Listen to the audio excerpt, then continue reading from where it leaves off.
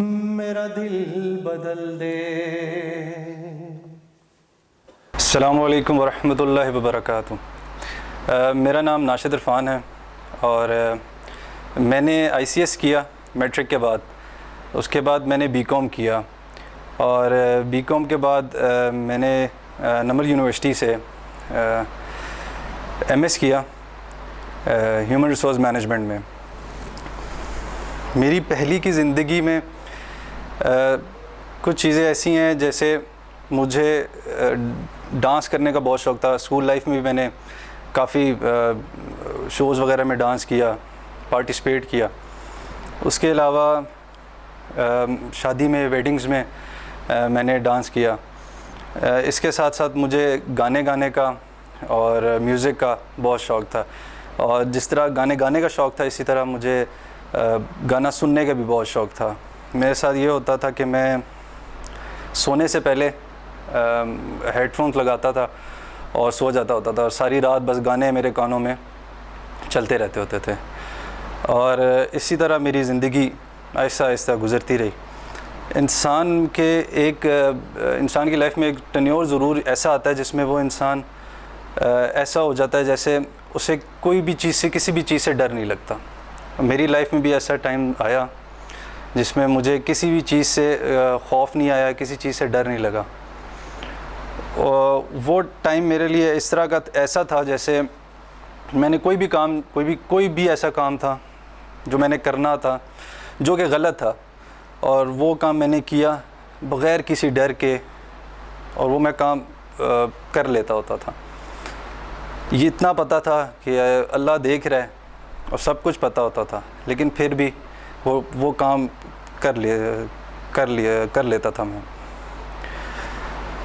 जो मैं चेंज हुआ, जो मेन चीज़ है मेरी चेंजिंग लाइफ में, वो ये है कि मेरा दोस्त था एक, जो कि बहुत बहुत ज़्यादा अच्छा दोस्त था, भाइयों की तरह था, जिसकी डेथ हो गई थी किसी वजह से।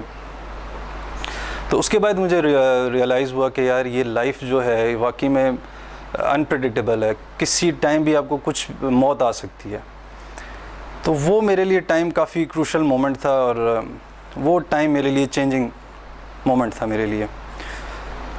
उसके बाद एक बरकतों वाला महीना रमज़ान आया, जिसमें मैंने ये तहिया किया, अहद किया कि मैं रोज़े जो हैं बरकत से और पूरे एहतराम, और इस तरह मैं पूरे एहतराम के साथ मैं रोज़े रखूँगा। और इसी तरह रखने मैंने स्टार्ट किए रोज़े। तो शुरू में ये था कि मैं कोई मूवीज़ नहीं देखनी, कोई गाने नहीं सुनने। तो इस तरह रमज़ान मैंने शुरू किया अपना। उसी रमज़ान में ये मौलाना तारिक जमील साहब, उनके बयानात आते थे एक TV चैनल पे। तो उस बयानात मेरे पूरे घर वाले, हम लोग सारे बड़े शौक़ से उनके बयानात सुनते थे। सबसे इम्पॉर्टेंट चीज़ जो ये है कि मेरा एक अलमिया रहा है, बल्कि ज़्यादातर लोगों का ये चीज़ अलमिया होगा कि हम लोग जो हैं वो जो मार पिटाई, गुस्सा, हम लोग इन चीज़ों से काफ़ी लोग भागते हैं। मैं भी उन्हीं में से एक था कि मैं भी इन चीज़ों से बहुत दूर भागता था, कि मैं इन चीज़ों में सर्वाइव नहीं कर पाता था। इवन स्कूल में, कॉलेज में और यूनिवर्सिटी में, कि कोई ऐसे प्रोफेसर मिल जाते जो इस तरह करते होते थे, गुस्सा करना और डांट डपट करना, तो मैं उस चीज़ से भागता था कि यार मुझे ये चीज़ बर्दाश्त नहीं होती थी। तो मौलाना के बयान सुनने के बाद, वो हमेशा बयान ही इतने प्यार से करते हैं कि वो बंदे को अपनी तरफ खींच लेते हैं। तो मैं उनके बयानात की वजह से उनकी तरफ खींचा चला गया। उनके जो बयानात होते थे उसमें ये था कि मुझे जो मेरे लिए मेन मसले होते थे मेरी लाइफ में, तो वो मसले उनके बयानात की वजह से मैं उस चीज़ों से निकलता गया। कि मैं गाने, आपको मैंने बताया कि मैं बहुत शौक़ से गाने सुनना और गाने गाने का मुझे बहुत ज़्यादा शौक़ था। तो मैंने इसके बारे में बहुत वईदें पहले भी सुनी थी कि अल्लाह का गज़ब कितना होता है गाने सुनने की वजह से, और दोज़ख में और क़यामत वाले दिन हमें क्या क्या अज़ाब मिलेगा।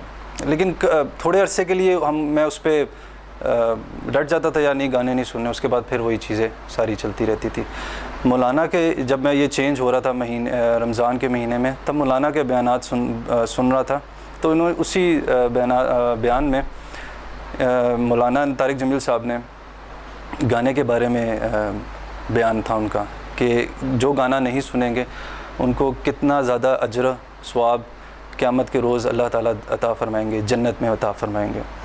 तो वहाँ पे मुझे तहिया किया, मैंने कहा यार मैंने ये चीज़ नहीं करनी, मैंने इस गाने नहीं सुनने, क्योंकि ये है ही थोड़ी सी ज़िंदगी, बेसिकली सही ज़िंदगी तो क़यामत के बाद है, मरने के बाद है आपकी। तो वो मैंने इसी तरह गाने छोड़ दी। हालांकि मुझे पहले वहीदे मैंने सुनी थी, गज़ब, अल्लाह का गज़ब सुना हुआ था, लेकिन कहाँ से मैं चेंज हुआ, एक पॉजिटिव चीज़ से कि मौलाना तारिक जमील साहब जिस तरह बयान करते हैं, उनके प्यार ने, उनके नरम लहजे ने मुझे अट्रैक्ट किया था।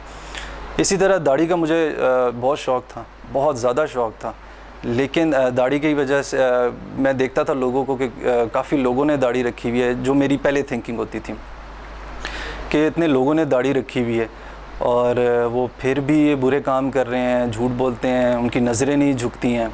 तो मैं डरता था यार, मैं दाढ़ी रख के अगर ये काम करूँगा तो यार बुरा लगेगा, मैं दाढ़ी नहीं रखता। तो इसी तरह अल्लाह की मदद थी, फिर मुझे मौलाना के बयान में ही इस चीज़ का जवाब मिला कि हमने जो कलमा पढ़ा है, तो तब हम पे झूठ बोलना, ये चीज़ें जो इस्लाम में हम हराम करार दी गई हैं, तो वो हम पे हराम है, हमने नहीं करनी। तो बेसिकली ये चीज़ है कि कलमा हमने अगर पढ़ा है तो तब हम पे ये चीज़ें हराम है जो इस्लाम ने हराम करार दी हैं। तब मैंने फ़ौरन दाढ़ी रख ली। इसके अलावा ये चीज़ है कि मैं रमज़ान जिस तरह मैंने गुजारा, अल्हम्दुलिल्लाह बहुत अच्छा, पहला ऐसा रमज़ान था जिसमें मुझे इत्मीनान हुआ था कि बहुत अच्छा रमज़ान मेरा गुज़रा। रमज़ान के बाद कुछ ऐसा टेन्योर आया था मेरे पे कि मैं डिट्रैक हो रहा था कि आया ये पहली चीज़ सही है, दूसरी चीज़ सही है, तीसरी या चौथी चीज़ सही है। तब हमारे मस्जिद के जो सेकंड इमाम होते हैं, उस्मान भाई, उनका नाम उस्मान नाम है उनका, तो उनसे मेरी मुलाकात हुई थी।